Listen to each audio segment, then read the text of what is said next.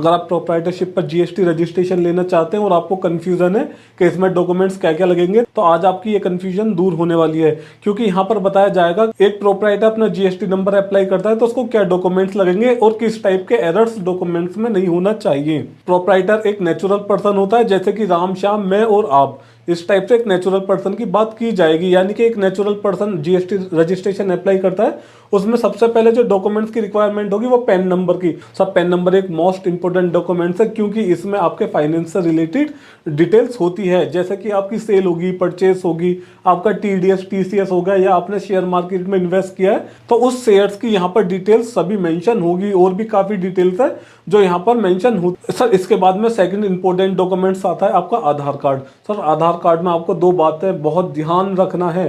पहला, इसमें ये आपका आधार कार्ड से मोबाइल नंबर लिंक होना चाहिए। सेकंड, आपका जो पैन नंबर है वो आपके आधार नंबर से लिंक होना चाहिए। इसके बाद ही आप जीएसटी रजिस्ट्रेशन के लिए अप्लाई कीजिएगा, नहीं तो आपको प्रॉब्लम आ सकती है। सर इसके बाद में आपको जरूरत होगी एक फोटो की, यानी कि आपके पास एक पासपोर्ट साइज फोटो होना चाहिए और साथ में ईमेल आईडी और आपका मोबाइल नंबर भी आपके पास होना चाहिए। सर ये तो होगी आपकी बेसिक इन्फॉर्मेशन। इसके बाद में आपको यहाँ मेंशन करना होगा एड्रेस। तो एड्रेस के केस में क्या डॉक्यूमेंट्स लगेंगे उसको आप ध्यान से समझिएगा, क्योंकि सबसे ज्यादा जो जीएसटी रजिस्ट्रेशन अप्लाई करने के बाद जो नोटिस आते हैं वो एड्रेस को लेकर आते हैं। तो यहाँ पर आप बहुत ध्यान से समझिएगा कि किस टाइप के एरर नहीं होने चाहिए। अगर ये एरर आते हैं तो आपके केस में नोटिस आने के काफी चांसेस हैं। अगर आप ये एरर पहले ही दूर कर लेते हैं तो आपको नोटिस आने के चांसेस बहुत कम हो जाएंगे। पहले अगर मैं एड्रेस प्रूफ की बात करूं तो एड्रेस को 3 कैटेगरी में डिवाइड कर देंगे हम।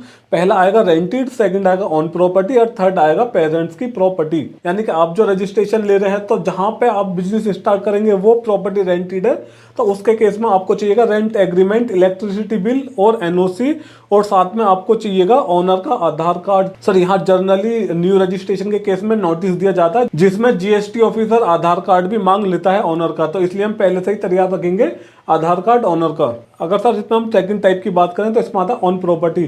सर वो अगर आपकी ऑन प्रॉपर्टी है तो उस केस में आपके पास इलेक्ट्रिसिटी बिल होना चाहिए और साथ में एक एनओसी आपका लगेगा। सर अगर ये आपकी ऑन प्रॉपर्टी है तो इसमें आपको इलेक्ट्रिसिटी बिल तैयार रखना है अपना, और सेकंड आपके प्रॉपर्टी के पेपर, क्योंकि चांसेस होते हैं कि वो इलेक्ट्रिसिटी बिल के साथ साथ में वो आपके प्रॉपर्टी के पेपर भी मांग सकता है। और अगर सर आपको लगता है कि जो एड्रेस मेंशन किया गया इलेक्ट्रिसिटी बिल में वो गलत है तो आप अपने प्रॉपर्टी के पेपर को लगाइएगा जीएसटी रजिस्ट्रेशन अप्लाई करते टाइम। सर थर्ड आ जाता है इसमें कि आपकी जो प्रॉपर्टी है जिस पर आप बिजनेस करना चाहते हैं वो आपके पेरेंट्स के नाम है, तो इस केस में आपका लगेगा इलेक्ट्रिसिटी बिल, एनओसी जो कि पेरेंट्स के नाम से होगी सर, और सर थर्ड इसमें आएगा आपके पेरेंट्स का आधार कार्ड और पैन कार्ड, क्योंकि सर यहाँ पर जनरली आधार कार्ड और पैन कार्ड जीएसटी ऑफिसर द्वारा मांग लिया जाता है, तो इसलिए आधार कार्ड और पैन कार्ड तो आपको मेंटेन करके रखना है ओनर का। सर यहाँ पे अपना कंप्लीट हो जाता है एड्रेस की डिटेल्स। तो यहाँ पर जो एरर मैंने बताया वो एरर नहीं होने चाहिए।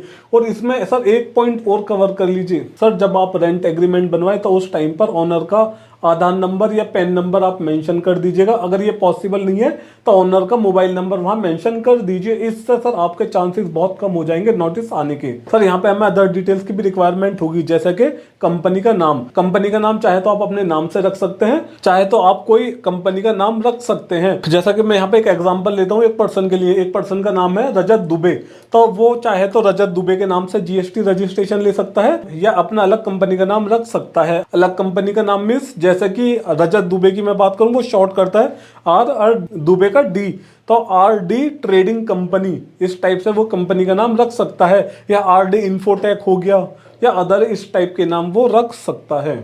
सर अदर इन्फॉर्मेशन में चाहिएगा 5 गुड्स और सर्विसेज के नाम जिसमें आप अपने बिजनेस में डील करेंगे। अगर सर पॉसिबल है ना तो उन एचएसएन कोड को आप अपने एक पेपर पर लिख लीजिएगा। अगर आपको एचएसएन कोड नहीं पता है तो आप उन गुड्स और सर्विसेज के नाम लिख लीजिए, और जब आप जीएसटी रजिस्ट्रेशन अप्लाई करेंगे तो वहां पे गुड्स के नाम आप लिखिएगा, देन वहां पर आपको वो एचएसएन कोड प्रोवाइड कर देगा।